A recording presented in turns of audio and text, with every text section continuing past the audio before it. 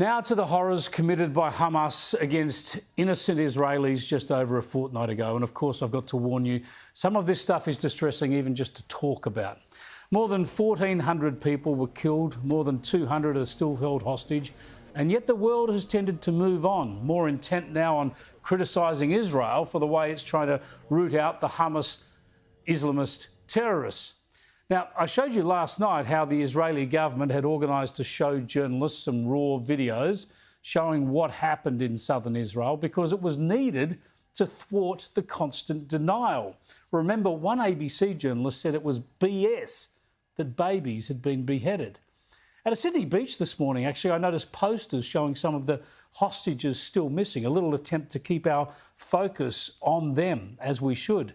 But have a look at what happened to similar posters on a Melbourne beach, defaced with graffiti, effectively denying the atrocities, pretending it's all made up.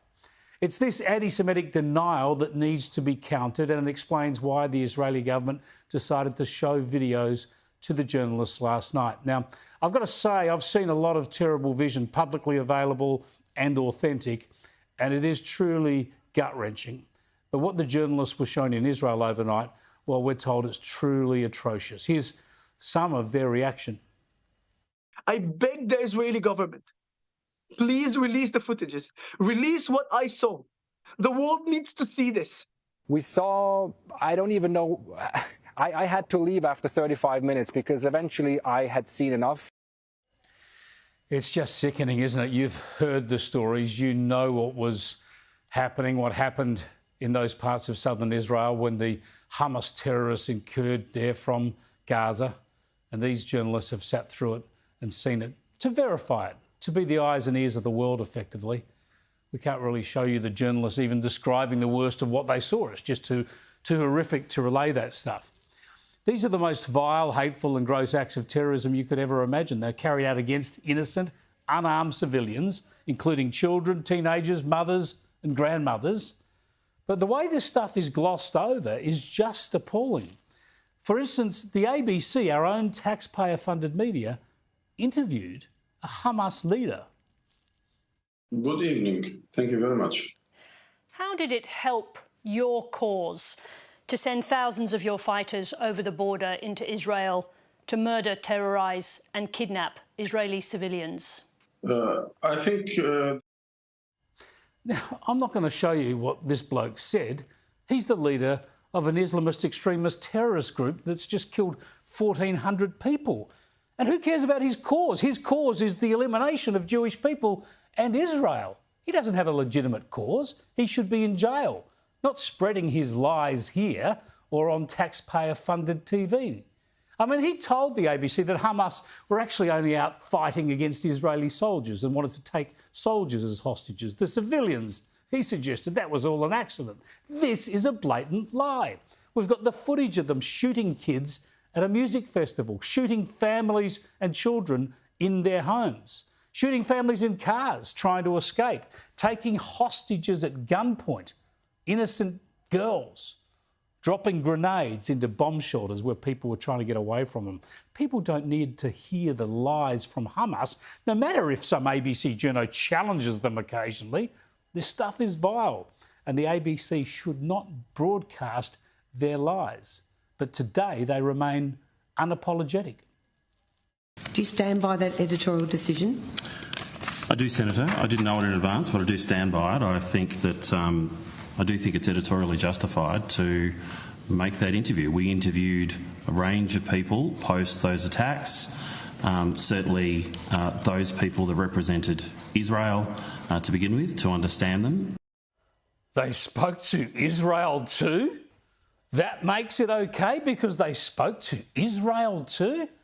The idea that there is some equivalence here between the innocent victims, the country whose citizens have been slaughtered simply because they are Jews, the country that supports law and order and democracy and security, and they're lumped in as just the other side of the story, as opposed to the bloodthirsty terrorist organisation that exists to not just kill Jews, but eliminate all Jewish people and eradicate their country?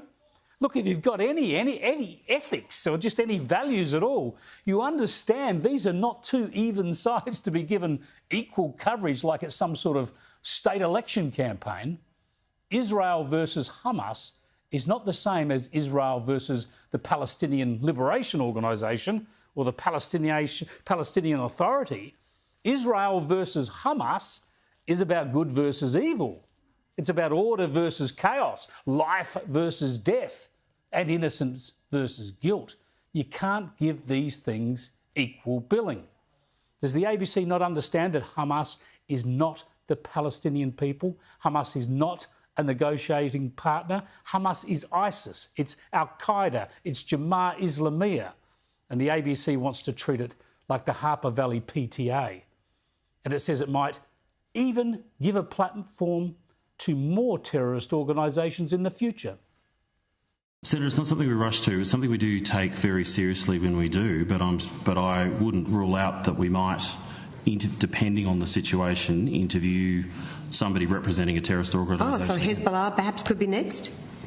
Senator, those editorial decisions are there for good journalism reasons. They are there to dispel the claims that are being made.